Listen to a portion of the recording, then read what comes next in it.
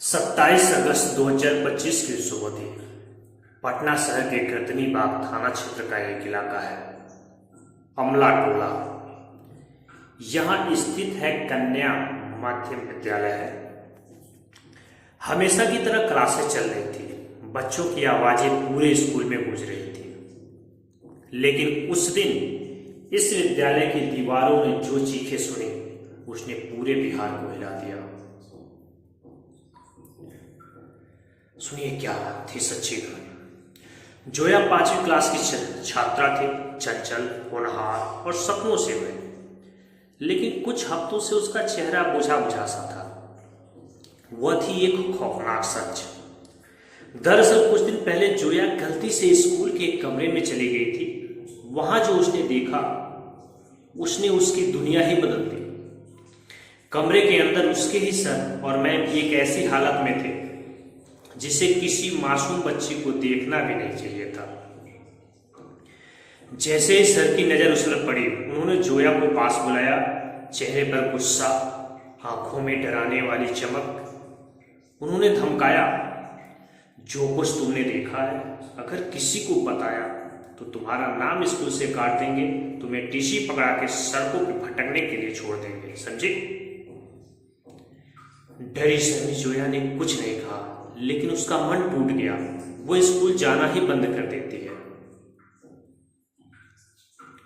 जोया की सबसे करीबी सहेली थी जीनत। कई दिन तक जोया स्कूल नहीं आई तो जीनत उससे मिलने उसके घर गई। क्या हुआ जोया, तू स्कूल क्यों नहीं आ रही है? तबीयत तो ठीक है ना? आंखों में आंसू लिए जोया ने पूरी कहानी सुना दी।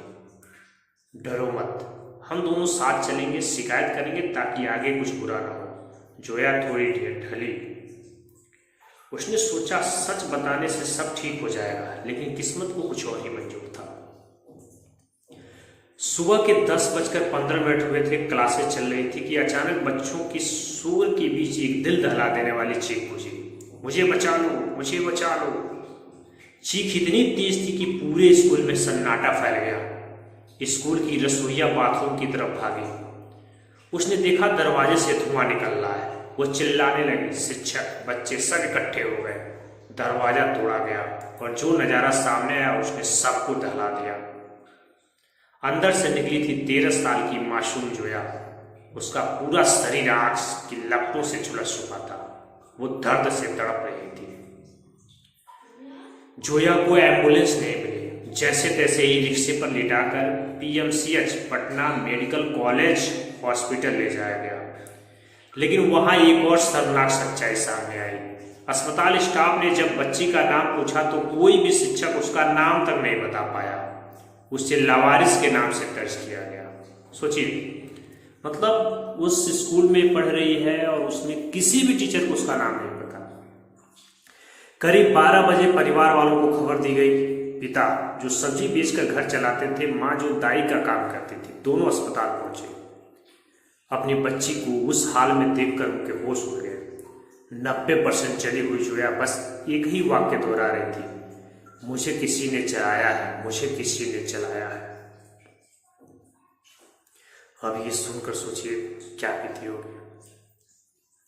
खबर जैसे ही मोहल्ले में पहुंची, लोग भड़क उठे। परिवार और मोहल्ले वाले स्कूल की तरफ दौड़े।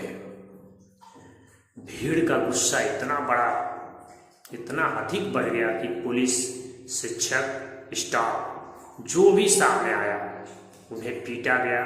सड़कें जाम हो गई, आगजनी होने लगी। हो भी क्यों ना, घर की बिटिया थी। हालात जैसे बिगड़ते गए, इसको देख खुद सिटी एसपी पहुंचे और परिवार को आश्वासन दिया इस मामले की उच्च स्तरीय जांच होगी। अगर कत्ल हुआ है तो गुनहगारों को छोड़ा नहीं जाएगा। अब होता क्या है, टॉयलेट्स में केरोसिन की बोतल बरामद हुई। स्टाफ का दावा था कि दरवाजा अंदर से बंद था, यानी खुदकुशी का मामला है। लेकिन परिवार का कहना था हमारी बेटी के साथ गंदी हरकत की गई है, फिर उसे जलाकर मार दिया गया है। इतना ही नहीं, परिवार ने याद दिलाया कि कुछ महीने पहले इसी स्कूल हॉस्टल से एक लड़की ने कूदकर जान दी थी। तब हॉस्टल बंद कर दिया गया था। अब होता क्या, उधर इलाज चल रहा है, लेकिन शाम तक जोया की सांसें थम गई। गरीब माँ बाप ने आंसुओं के बीच अपने चिराग को सुपुर्द किया। सब कुछ एक ही दिन में घटित हो गई। 4 बहनों में सबसे छोटी जोया और सिर्फ एक दर्दनाक याद बनकर रह गई। क्या सचमुच यह हादसा था, या फिर एक मासूम को गुनहगारों ने चुप कराने के लिए मौत के हवाले कर दिया?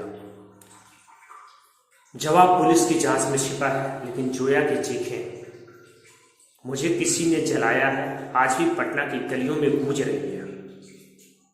सोचिए दोस्तों, ये 100% सच है कि बिहार बहुत पिछड़ा हुआ था या जो भी था, लेकिन सबसे अधिक वहाँ से ही निकलते हैं सब कुछ, हर सेक्टर में वहाँ से आगे निकलते हैं। आप देखेंगे हर सेक्टर में बिहार का ही कोई ना कोई होता है। शायद ये बच्ची भी आगे चलकर बहुत बड़ी कुछ कर सकती थी, लेकिन सिर्फ उसने एक वासना की ऐसी दृश्य देख लिया जिसकी वजह से इसकी हत्या कर दी जाती है। क्योंकि 13 साल की बच्ची अपने आप को जला के, वो भी स्कूल में, वो आत्महत्या नहीं करती।